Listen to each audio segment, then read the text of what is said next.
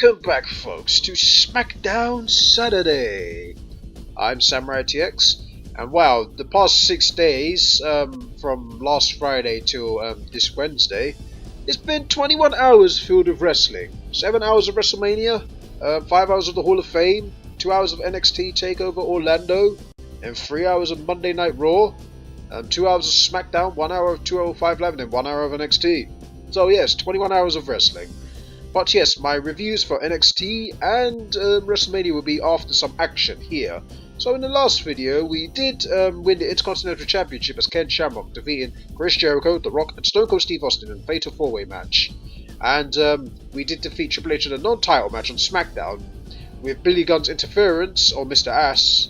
It didn't mean anything, because Ken Shamrock still won. So now, October 2000 will host a house show. Let's see the match card. Bradshaw vs D'Lo Brown, it's a win for Bradshaw. Al Snow vs Gangrel, it's a win for Gangrel. X-Pac vs Big Boss Man and Godfather, it's a win for the Godfather. The Hardy Boys vs the Dudley Boys, and it's a win for the Hardy Boys. And Devon Dudley is pretty much angry at Bubba Ray Dudley, as he was the one that got pinned by one of the Hardy Boys. God, he looks very angry. Hope this is not an early breakup in 1999. But it was in 2000. As a Falls Count Anywhere match between The Rock and Ken Shamrock. On the main event, we'll have Val Venis defending his European Championship against The Big Show, Farouk, and China. So, but before then, let's go to the Falls Count Anywhere match where the world's most dangerous man takes on the People's Champion. Let's go. We're going to skip the entrances because we don't want copyright. I can talk over them because WWE won't do copyright if I do, but it's best if I skip them. Now loading. Where are we going to be fighting in this Falls Count Anywhere match? We're going to be fighting backstage just like the Godfather, but in a car park. The Rock counters with 2 mixed section punches to Ken Shamrock, and Scoop slams him to the ground. I really love the background music in this game. I'm pretty sure I already said that, but it's never going to get old. And Ken Shamrock takes the Rock down with a dragon screw. And the ankle lock is locked in early doors. The Rock is in a world of trouble. Will he counter? The answer is no, he can't, because he's in a world of pain. This time he does counter. Belly to belly backflip. Spinning wheel kick on the People's Champion. Ken Shamrock is in control here against the People's Champion. The Rock is in a world of trouble here. But this time he gets out with counters to the midsection. But the Hurricanrana has put the Rock immediately on the ground. And Shamrock has easily dominated this match in the early doors in the first minutes of this match. Another Hurricanrana by the world's most dangerous man. And the Rock counters with a mixed section punches. And yet another dragon screw by Ken Shamrock. A kick in the face. And it's a belly to belly backflip. And Ken Shamrock is going for the pin. 1, 2, and the Rock kicks out at the count of 2. Almost put the Rock away there, but he has a lot of endurance to kick out the Rock. If the Rock wins, this could possibly promote an Intercontinental title match. DDT by the People's Champion, but Ken Shamrock no-sells it and gets up immediately. And the Rock counters that. Toe kick and an atomic drop by the People's Champion. It's a belly-to-belly backflip. Now he's mounting punches on the People's Champion. Ken Shamrock is in cruise control here as he picks up the fire extinguisher. And now he's whacking it on the Rock's face, but that did not make the Rock sell it very well because of the fact that he just immediately DDTs him. The Rock's head's hurting after being hit with the fire extinguisher. Ken Shamrock is assaulting him with this fire extinguisher. And another DDT. It seems the Rock doesn't sell the fire extinguisher. Get that fire extinguisher away from the People's Champion. That was the worst. That was the worst Rock impression ever, but I wasn't really trying to do one. But the Rock is going to try and lay the smackdown on Ken Shamrock. But Ken Shamrock is not having none of it as he locks in the ankle lock. First the armbar, now the ankle lock. The Rock is in a world of trouble. Will he tap out? The answer is no, he won't. But Ken Shamrock is going for the pin. 1, 2. This match is over in 2 minutes 38 seconds. Ken Shamrock pinning the Rock. Now Ken Shamrock's going back to the arena to celebrate. And now it's the European Championship match next, in the main event. Next. And the winner is Val Venus. Val Venus has kept his title in the Battle Royal. How much time is Val Venus going to successfully retain that championship? Survivor Series, the third biggest show after SummerSlam and WrestleMania. So let's start this month's main events. X-Pac versus Kane. Win for Kane. Ken Shamrock versus Christian with Mr. Ass as the referee. You better not do anything funny, Mr. Ass, otherwise I'm going to kick your ass. Anyway, before we do that, Farouk versus Jeff Hardy versus Edge versus Bradshaw in a Fatal 4-Way. Then Val Venus versus Chris Jericho in a Falls Count Anywhere match. Road Dogg versus Big Boss Man in a Falls Count Anywhere match. And Stone Cold versus The Big Show in a cage match. So the WWF title isn't on the line here if you didn't notice. But now we're going to go and defend our Intercontinental Championship for the very first time against Christian, with Mr. Ass as the referee. Here comes the world's most dangerous man here, as he is ready to make his entrance. Even though champions normally come out last, but Ken Shamrock is making his way to the ring from Sacramento, California. He's weighing 255 pounds, and he's, of course, is the world's most dangerous man. And here comes Christian. I remember this theme. This theme was pretty cool, actually, before he adapted You Think You Know Me, which was Edge's theme. So yes, Christian's pretty cool. I like Christian. He's probably one of the more underappreciated talents in the world wrestling entertainment, or wrestling industry in general. But Christian is one of my favourite wrestlers anyway. I'm an ass man, 'cause I'm an ass man. I don't want this guy as the referee. He tried to screw me over last week, and now he's the referee all of a sudden. This is outrageous. You better not do anything funny, Billy Gunn.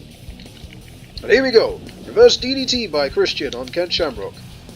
Christian so far in early control. And it's a suplex by Christian. Very nice suplex on Ken Shamrock. Ken Shamrock will not want to lose his title immediately after winning it at SummerSlam. He's not really had a title defense since winning it. Where's the ankle lock? It's locked in. Christian's in a world of trouble here. He does not want to be in this position early doors. Christian counters. It's a belly-to-belly backflip. And Ken Shamrock is targeting Billy Gunn. And he's dragon screwing Billy Gunn. What is Ken Shamrock doing? He's attacking the referee. I guess he hasn't forgotten what Billy Gunn's done. He hasn't really forgotten what Billy Gunn has done. That's why he's attacking Billy Gunn. Ken Shamrock, oh dear, headlock a punch. And the fans are booing. This could backfire. This could backfire on the world's most dangerous man as he decided to attack the referee. Now the referee has had enough of him. But Ken Shamrock has thrown him out the ring. The referee is out the ring. But he's back in the ring now. Ken Shamrock has targeted Billy Gunn again. Spinning heel kick. He's really... And here comes Christian. I don't think Ken Shamrock should be targeting the referee right now, but he is. Countered by Ken Shamrock on Billy Gunn. It's a suplex by Christian. He's got to be very careful here, Ken Shamrock, because Billy Gunn might do some really stinky decisions. Billy Gunn's climbing on the top rope, and he kicks Christian in the face. Ken Shamrock spinning heel kicks Billy Gunn. He's not really over the fact that Billy Gunn cheated him, really. He tried to screw him over. You better be careful that Billy Gunn doesn't count him out. Here we go. Christian versus Ken Shamrock outside the ring. The referee's not counting, apparently. Is there any countouts in this match? I don't think so. Oh, there is. What was Christian taunting? Was that a taunt? And Shamrock smashes Christian's head off the barricade. The referee's on the count of 5. And Ken Shamrock is continuing his assault on Christian outside the ring. Count of 7. Ken Shamrock this time leaves the ring. 1, 2. I like the way Billy Gunn was counting very quickly because Ken Shamrock was outside by himself. What a screw job. Billy Gunn really has the intentions of screwing Ken Shamrock tonight. 4, 1, 2. Oh, you think you're clever? He really thinks he's clever.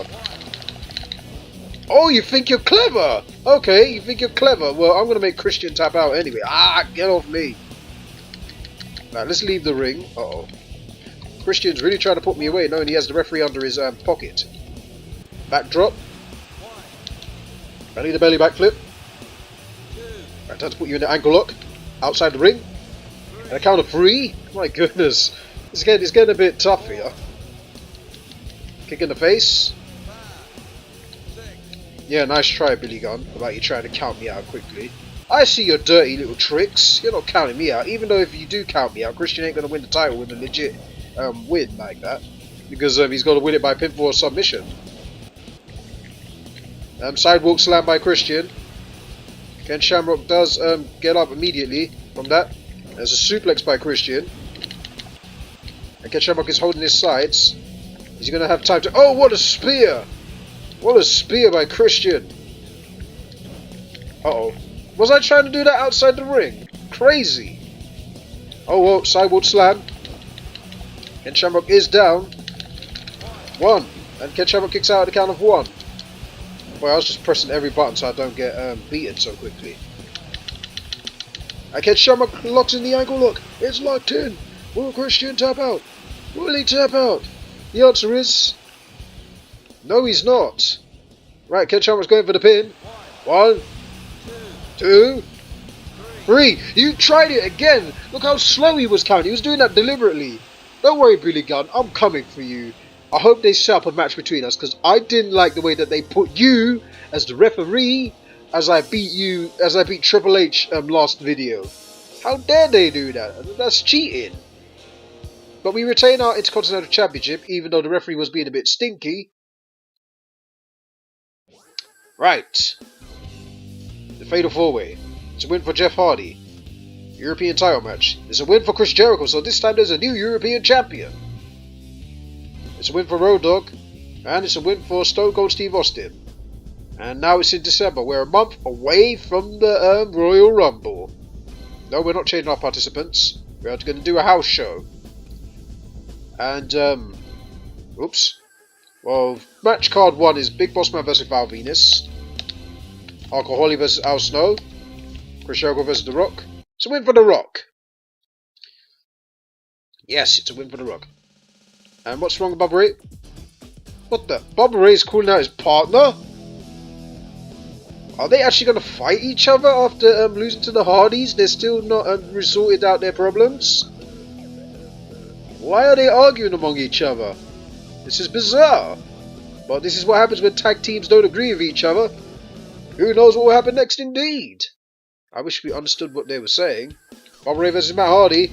Win for Matt Hardy. I guess Devon left him out on his own. And, well, Bubba Ray lost again. Fatal 4-Way between Edge, Godfather, X-Pac and Kane. It's a win for Kane. And special referee match between Shane McMahon and the Road Dogg. Well, I'm going to skip this one because I don't want to be the referee and I want to talk about WrestleMania and whatnot. And Shane McMahon beat the Road Dogg. Shane McMahon, good God. Oh, Royal Rumble in 2001, alright. Royal Rumble, oh, that's going to be interesting. Let's check the rankings first. So Stone Cold is number 1 with us as number 2. Mankind, the WWE Champion, is number 3. The Undertaker is number 4. Big Show is number 5. Chris Jericho is number 6. European Champion, The Rock 7. Triple H is 8. Kane is number 9. Big Boss Man's 10. Godfather 11th. 12th is Christian. 13th Val Venus. 14th Matt Hardy. 15th Road Dogg. 16th Gangrel. Okay. Well, Shane McMahon's definitely scored some points. Can't say Vince McMahon hasn't scored some, but Shane McMahon's been winning some matches lately, which is kind of funny. But yes, there's the rankings, and we are going to talk about NXT and WrestleMania while we're here, because we've had matches, and we're going to do Royal Rumble in the next video, so no Royal Rumble, guys! Sorry about that. First, we're going to talk about NXT. I'm not going to go into full detail about some of the matches. Maybe some I will, but not all of them, because of the fact that, you know, I don't want to keep you guys long.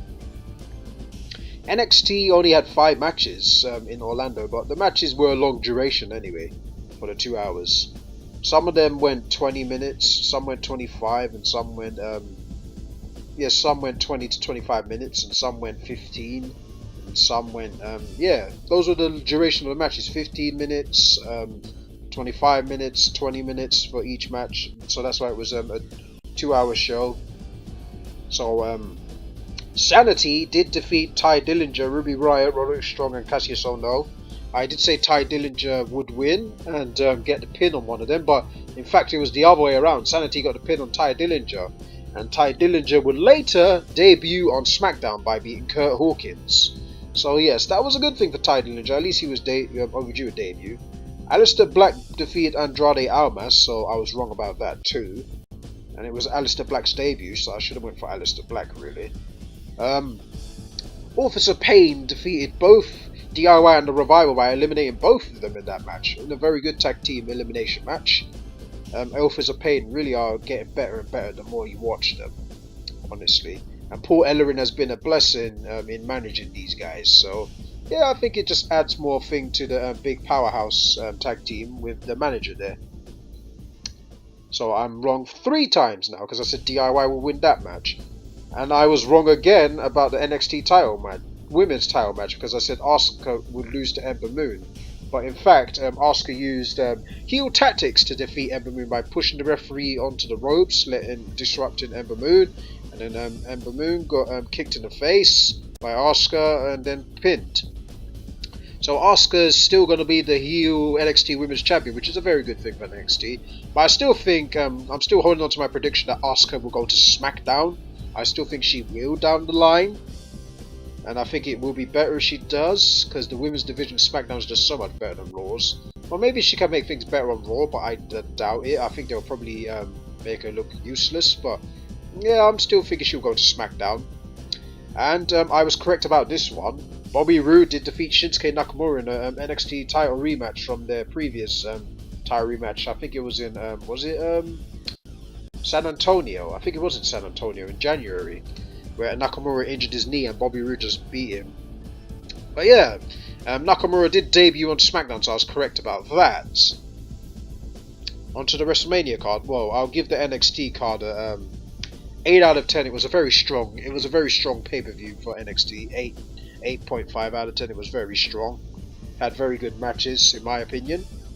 WrestleMania, the 7-hour extravaganza, starting with a 2-hour pre-show. And on the 2-hour pre-show, they had 3 matches. Neville beating Austin Aries by using heel tactics, by Neville raking Austin's eye, which he had the operation on. And he beat him with a red arrow. So I was wrong about that.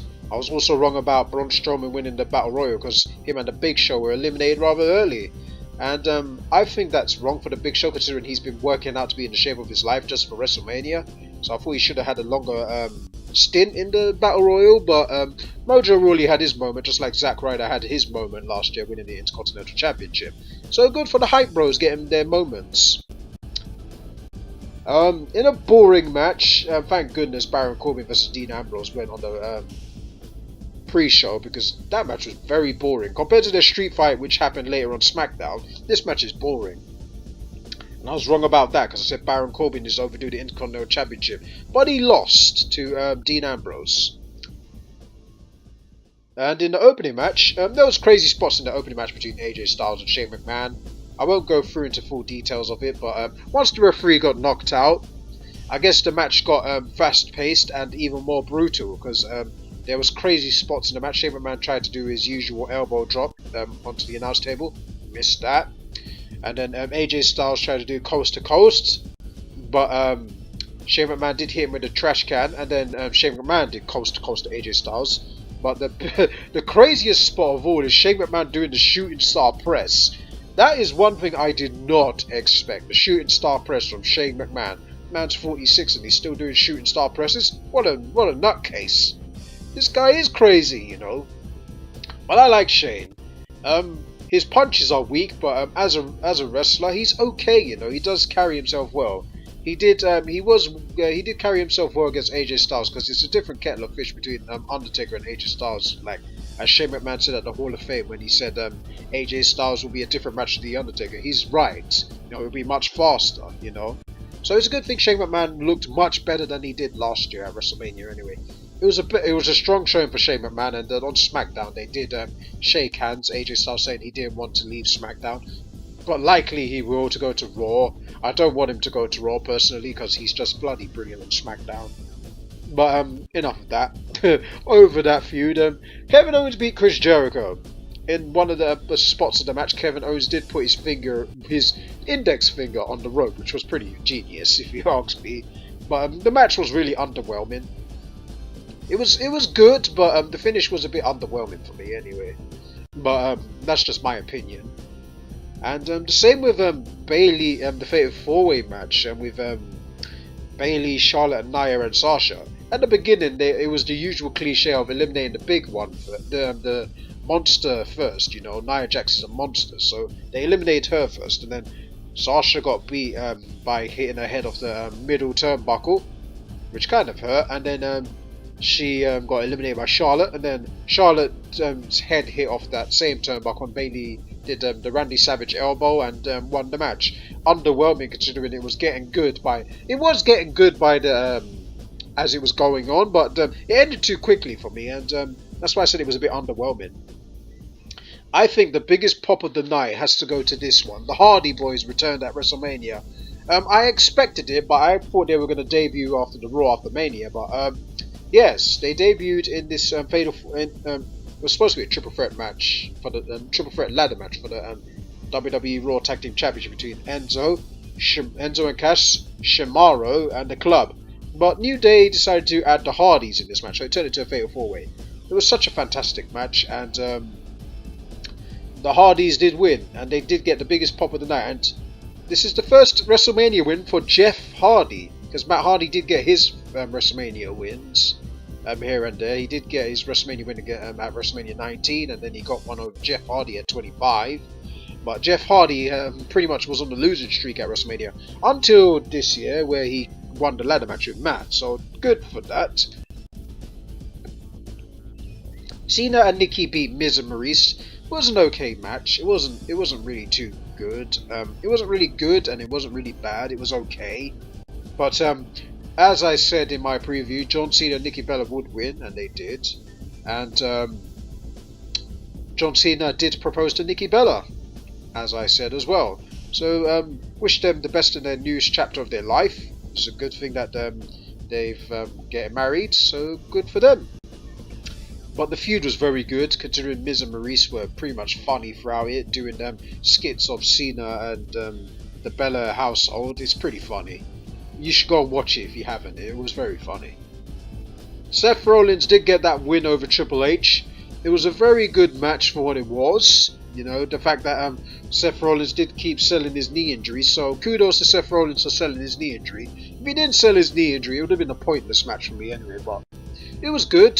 Seth Rollins did manage to grind out the win in the end, as Stephanie McMahon did take her annual take a bump spot at WrestleMania. She went through the table after Triple H bumped into her unintentionally. But Stephanie went through the table, and Triple H was looking in shock as like, no, my wife. And then he looked at Seth Rollins in such an angry manner. It was pretty funny actually watching Triple H get so angry.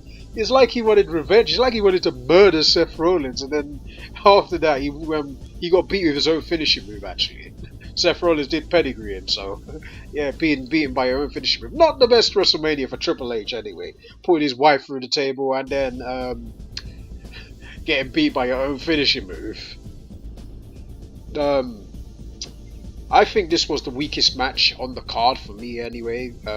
Randy Orton defeating Bray Wyatt. That has to be the weakest match on the card for me.